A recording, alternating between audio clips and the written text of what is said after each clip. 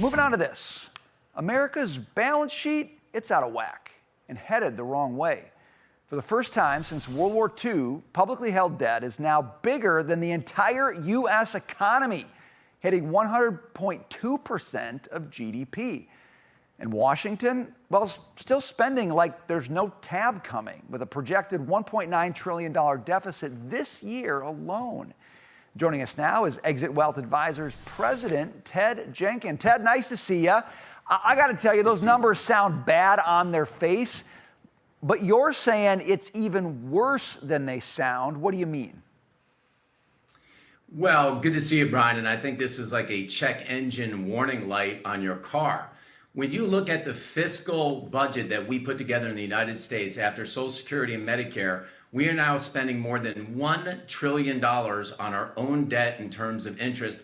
That's higher than the defense budget. So just think about that for a second. It's kind of a problem when you spend more money on interest than you do on the defense of your own country. This is the highest we've seen this ratio in some 80 years. We've never gotten higher than 106%. So I wouldn't say it's critical yet, but it's certainly the warning light is on the car.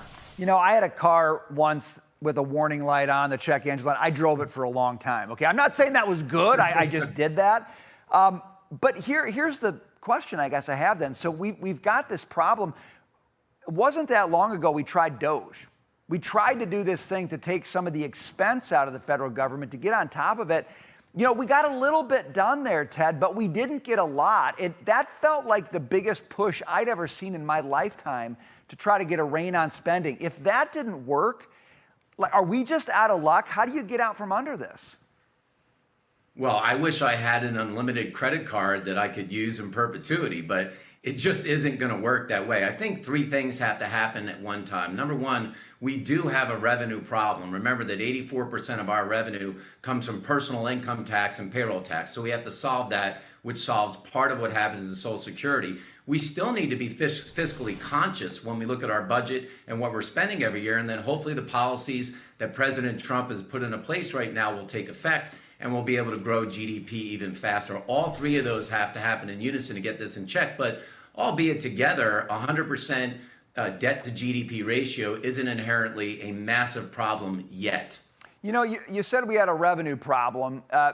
Maybe that's true. I tend to disagree with that characterization. I mean, I think the federal government is collecting north of $5 trillion in tax revenue every year. That's a heck of a lot of money. It seems like we're providing an awful lot of money for this government to run, but maybe to your limited credit card point, nobody there seems to want to live within that. Do you think the answer is taxing people more? Because I would argue that's not good for our economy. No, I don't think it's in the personal income tax, which is what a lot of people talk about. We are going to have to deal with Social Security tax over time because Medicare and Social Security are our two biggest expenses. But if you think about the numbers that you just brought up, the main problem right now is we have more than $1 trillion of interest payments. And that's going to increase every year, especially at the interest rates that we're at today. So we're going to have to look at how we cut expenses over time. I know a lot of people don't want to do that. But if your household has $500,000 of credit card debt, there is no human way to out-revenue yourself out of that debt. So we will have to look at cutting expenses. You know, the president had pretty high hopes that tariff revenue could be part of helping to plug that gap. Obviously, the Supreme Court had other ideas. We're now having to refund that tariff revenue. Maybe we'll make it back with the replacement tariffs. But do you think that's a viable strategy for getting on top of the fact that we're running these huge deficits every year? I don't think tariff revenue will solve the problem entirely. I mean, it certainly helps the cause. It's the same as trying to raise corporate tax rates back to 35%. That's not going to solve the problem either.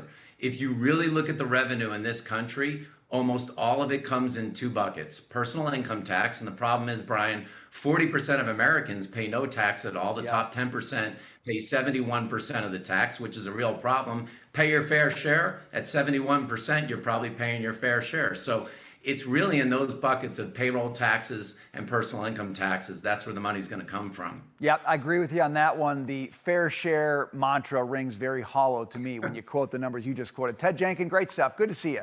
Thanks for being with us today. Yeah, thanks, Brian.